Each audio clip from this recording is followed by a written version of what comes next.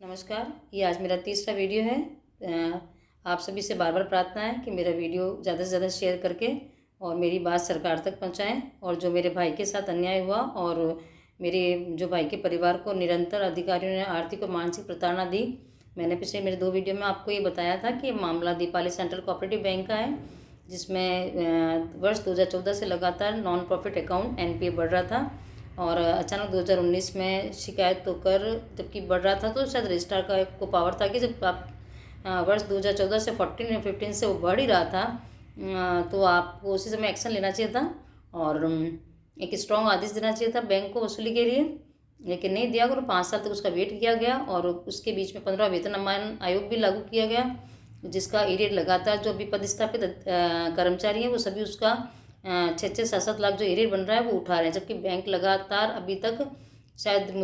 लगभग 10 से 12 करोड़ घाटे में पहुंच चुकी है। तो आज जब सुमेरपुर वाली सहकारी बैंक है, हालांकि वो अर्बन कोऑपरेटिव बैंक है, उसमें अगर 14.85 करोड़ का कुछ गबन किया गया है और उसको अगर RBI ने अपने अंडर में लिया है, तो ये बैंक भी अगर घाटे में जा रही है, लोन की वसूली नहीं हो रही है, तो मुझे लगता है कि शायद सरकार के कानों तक ये बात जानी चाहिए कि ये बैंक इसमें जो कर्मचारी हैं वो अपना कर्तव्य पूरी ईमानदारी से नहीं निभा रहे हैं, या ऐसा क्यों हो रहा है कि वसूली नहीं आ रही है, वसूली नहीं कर रहे हैं या करने ही नहीं दी जा रही वसूली। जो वसूली करना भी चाहते हैं अधिकारी, जिनके नाम इसके जिनको NPA जांच में दोषी माना, उसमें उससे बहुत सारे अधिकारी हैं जो ये कोशिश कर रहे हैं कि हम वसूली करें, लेकिन कुछ अधिकारी जो वहाँ बैठे हैं और वो ये चाहते हैं कि ये कर्मचारी कभी भी इस जांच के दायरे से बाहर नहीं आने चाहिए, क्योंकि ये मैंने कई जो लोगों से उनसे बात की तो उससे कहीं ना कहीं लग रहा है कि उनका ये कहना है कि भाई वो हमें वसूली करना ही नहीं देना चाहते। तो ये बात मैं मानती हूँ कि भारत सरकार तक पहुँचनी चाहिए कि जैसे क्योंकि हर बैंक के पास बैंक जो पैसा देती है, लोन में देती है, अगर वो लोन वसूली नहीं आती तो नेचुरली जो हम इनकम टैक्स पेयर हैं, बहुत ऑनेस्टली हम इनकम टैक्स पे करते हैं, तो ये हमारे लिए भी बहुत मतलब कि बहुत दुख होता है कि जो हमारा इनकम टैक्स का जो पैसा जाता है वो सही हाथों में नहीं जा रहा है। तो मैं आपसे ये कहना चाहूँगी कि उस समय जो मेरे भाई साहब हैं वो लगातार निरंतर इसके लिए स्ट्रगल कर रहे थे कि वो अपनी बात सरकार तक पहुँचाएं और बताएं कि किस तरह से उन्हें भ्रष्टाचार करके और जांच अधिकारी ने नियम विरुद्ध उनके ऊपर 40 लाख हाईएस्ट पेनल्टी लगा के उन्हें फंसाया, और वो दस्तावेज नहीं दे रहे हैं कि जिनके आधार पर उन्हें इतनी बड़ी पेनल्टी लगाई। ये बात तो बहुत मैं स्ट्रांगली कहती हूँ कि अगर विभागीय जाँच है तो उस विभागीय जाँच के अंदर आपने जिस व्यक्ति को यह आरोप दिया है कि तूने ये कृत्य किया है, तो आपको क्या डर है, आपको किस बात का भय है? आप वो दस्तावेज उसके सामने रखिए ना, आप वो दस्तावेज उसे अवेलेबल कराइए कि ये आपके किए हुए कृत्य हैं, कि आपने ये काम किया इसलिए हम आपको 40 लाख पेनल्टी दे रहे हैं, हम आपको इसके लिए दोषी मानते हैं। और उसके बाद मेरी भाभी लगातार वो डॉक्यूमेंट्स मांग रही है कि भी आप मुझे वो डॉक्यूमेंट दीजिए जिसके आधार पर मेरे पति को आपने दोषी माना, तो हम माननीय न्यायालय में जाएँ इस बात को रखने के लिए। लेकिन नहीं, वो डॉक्यूमेंट सामने ही नहीं आ रहे हैं, सामने ही नहीं दे रहे हैं। वो बार बार कहते हैं कि आप आकर उनका अवलोकन कर लें, इससे हमारी जो गोपनीयता वो भंग होती है। क्या आपके दस्तावेज देश की अखंडता को ख़त्म कर रहे हैं? क्या आपके डॉक्यूमेंट्स ऐसे हैं कि इससे किसी को कोई खतरा हो जाएगा? आपको खतरा है उससे, क्योंकि आपने जो उसमें भ्रष्टाचार किया उससे आप डर रहे हो कि ये अगर डॉक्यूमेंट सामने आ गए तो हमारी पोल खुल जाएगी कि हमने ब्रजेश भदौरिया को किस तरह से फंसाकर मानसिक प्रताड़ना दी और उसे किस तरह से मारा है। ये वास्तव में देखा जाए तो ये हत्या है, ये कोई ब्रेन हेमरेज हुई डेथ नहीं है, क्योंकि उस व्यक्ति ने अपने पत्र में लगातार लिखा है कि किस तरह से उसको फंसाया जा रहा है, किस तरह से उसे मानसिक प्रताड़ना दी जा रही है। यानी यहाँ तो यहाँ पे उसने रिश्वत नहीं दी है इसलिए 40 लाख पेनल्टी, क्योंकि एक बैंकिंग सहायक जो हेड ऑफिस प्रधान कार्यालय में था उसकी कोई ड्यूटी नहीं थी, वित्तीय अधिकार कोई प्राप्त नहीं थे उसे।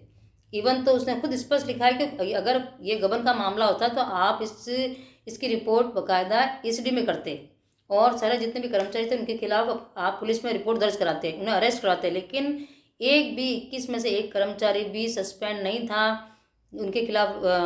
ECD में कंप्लेंट नहीं थी, वो अरेस्ट नहीं हुए थे, कोई गबन का मामला नहीं था। जो लोन दिया गया वो लोनियों को दिया गया, ऋणियों को दिया गया, लोनी ने अपने अकाउंट से उठाकर उसका उपयोग किया। गलती सिर्फ यहाँ ये थी कि जो शाखा प्रबंधक थे उनके पास पावर था कि उसकी वसूली करते। सहकारी अधिनियम 2001 की धारा के तहत 100 के तहत बाकायदा आपको लीगल राइट्स हैं कि आप उनकी संपत्ति को नीलाम करिए, तो आपने उनकी संपत्ति नीलाम नहीं करी तो ये दोष है शाखा प्रबंधक का और संचालक मंडल की ऋण कमेटी सदस्यों का या एमडी का, जिन्हें ये पावर है। तो यहाँ पर एक बैंकिंग सहायक को इस तरह से सिर्फ प्रताड़ना देने के लिए और उसको उससे अपनी एक दुश्मनी निकालने के लिए उसको इस तरह से पेनल्टी देना, ये एक बहुत बड़ा भ्रष्टाचार है, जिसकी आवाज़ अधिकारियों तक पहुंचनी चाहिए, ये मुख्यमंत्री तक पहुंचनी चाहिए, सरकार तक पहुंचनी चाहिए कि किस तरह उच्च अधिकारी अपने पद का दुरुपयोग करके किसी कर्मचारी को फंसाते हैं। अगर आपने नहीं फंसाया तो आपको डॉक्यूमेंट्स क्यों नहीं देते किसी को? आप उसकी फैमिली को अवेलेबल कराइए ना। हम आपको ये चैलेंज करते हैं कि आप हमें वो डॉक्यूमेंट्स अवेलेबल कराएं और हम ये साबित करें कि कहाँ पर ब्रजेश बद्र ने क्या फॉल्ट किया है, जिसके आधार पर आपने ये इतनी बड़ी पेनल्टी लगाई है। वो कहते हैं कि ब्रजेश बद्र ने स्कूटनी करी, उसके कारण एनपीए बढ़ गया। मतलब कि इतने साल से नौकरी करते हैं और इनको ये इनका ये मतलब कि कैलकुलेशन है कि एक बैंकिंग सहायक स्कूटनी करता है, उसके आधार पर एनपीए बढ़ गया। तो नेशनल जो बैंकें हैं उनका एनपीए ऐसे क्यों नहीं बढ़ता है? उनकी भी तो स्कूटनिंग होती होगी, सब होता होगा, लेकिन आपके यहाँ पे क्यों एनपीए बढ़ता जा रहा है? सबसे बड़ी बात है कि आप में वसूली, आपने लापरवाही करी, वसूली नहीं करी, उसके कारण बैंकिंग सहायक के कारण कोई एनपीए नहीं बढ़ा है। और इसके अलावा आपके पास सबकी, आपने जांच अधिकारी ने स्पष्ट लिखा है कि हर एक को लोन दिया है तो उनकी जो संपत्ति है वो गिरवी रखी है, तो आप वो गिरवी रखी संपत्ति नीलाम करिए ना, उस एनपीए को तो कवर करिए। लेकिन कुछ अधिकारी ऐसे बैठे हैं वहाँ पे जो ये चाहते हैं कि वसूली ना हो और 21 कर्मचारी ऐसे ही फंसे रहे। तो मैं ये चाहूँगी कि इस बात को कम से कम सरकार तक जाए ये बात कि आज ये बैंक उस एनपीए राशि की वसूली नहीं करने के कारण बढ़ते बढ़ते लास्ट ईयर शायद इसका कम से कम घाटा शायद 10 से 12 करोड़ तक हो गया था। यानी जब 4 करोड़ घाटा था, उसको बढ़ाते बढ़ाते जो अधिकारी हैं उन्होंने अपने स्वार्थ के लिए सिर्फ 21 कर्मचारियों को फंसाने के लिए, उनको उस मामले से बाहर नहीं निकालने के लिए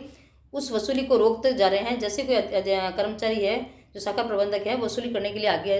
कोशिश करता है तो उसको रोक कर किसी अन्य जगह गाँव के अंदर पोस्टिंग पर भेज दिया जाता है कि इसको फेंक दो, नाना बेटा ऐसी जगह जाके नौकरी करेगा, इसको फेंक दो कहीं और दूर दिल्ली जाके, तो ये वसूली नहीं कर पाएगा और इनका बैंक का एनपीए बढ़ता जाएगा। और वो आज 4 करोड़ से बढ़कर कम से कम 10 से 12 करोड़ हो चुका है। लेकिन आज सरकार, आज रजिस्ट्रार साहब कोई प्रकार के आदेश नहीं दे रहे हैं कि बैंक की जो ऑडिट होकर हर साल रिपोर्ट पहुँच रही है वो प्रतिदिन एनपीए बढ़ता जा रहा है। और जो वर्तमान जो अधिकारी हैं, जो कर्मचारी हैं, वो बाकायदा वर्ष 2014-15 में लगातार एनपीए बढ़ने का करार, वर्ष 2019 में जो एनपीए बढ़ रहा था उसके कारण, उसके बावजूद भी जो 15वां वेतनमान लगा उसकी जो राशि एरियर बनी है लाखों रुपए, वो सारे अधिकारी और कर्मचारी वो राशि यहाँ से उठा रहे हैं। अब ये बताइए, जब ऑलरेडी बैंक घाटे में और आप उसी बैंक को और ज़्यादा उसमें से घाटे में डालते जा रहे हो, अपना फ़ायदा लेते जा रहे हैं, तो क्या ऐसे कर्मचारियों को हम सही मानेंगे? क्या वो बैंक के हित में काम कर रहे हैं? वो हम जितने भी इनकम टैक्स ऑनेस्टली पे करते हैं, इनकम टैक्स पे करते हैं, उनके पैसे का दुरुपयोग कर रहे हैं और बाकायदा दूसरे लोगों को करने दे रहे हैं। तो मैं चाहूँगी कि आप ये बात जनता के तक पहुँचाएँ, सरकार तक पहुँचाएँ और बाकायदा इस बैंक के जो पूरे जितने भी डॉक्यूमेंट्स हैं उनकी वापस जांच की जाए। आज जो एनपीए बढ़ रहा है तो वो और क्यों बढ़ रहा है? जो 4 करोड़ था आज 10 से 12 करोड़ क्यों हो गया है? और बाकायदा जो मैं ये चाहूँगी कि आप सभी के माध्यम से मेरी बात सरकार तक पहुँचे और सरकार कहे या जो उच्च अधिकारी है वो इन्हें आदेश दे कि वो सारे स्कूटनिंग वाले दस्तावेज हमें उपलब्ध कराएं, जिनके आधार पर ब्रजेश भदौरिया को 40,54,000 पेनल्टी का उत्तराधिकारी माना है। अगर आप ऑनेस्ट हैं तो आप हमें वो चीज़ें उपलब्ध कराएंगे। आज 2-2.5 वर्ष हो गए मांगते मांगते, सूचना अधिकार का डिसीजन हो गया है, बाकायदा नोटिस दे दिया हमने लीगल, उसके बाद वो दस्तावेज नहीं देना, इसका मतलब चोर की दाढ़ी में तिनका, यानी चोर आप हैं और चोर दूसरों को बना रहे हैं। तो मैं चाहूँगी आप सबसे कि मेरी ये बात आप सब तक, सरकार तक पहुँचाएँ, जनता तक पहुँचाएँ और हमें इस बारे में सहयोग करें। नमस्कार।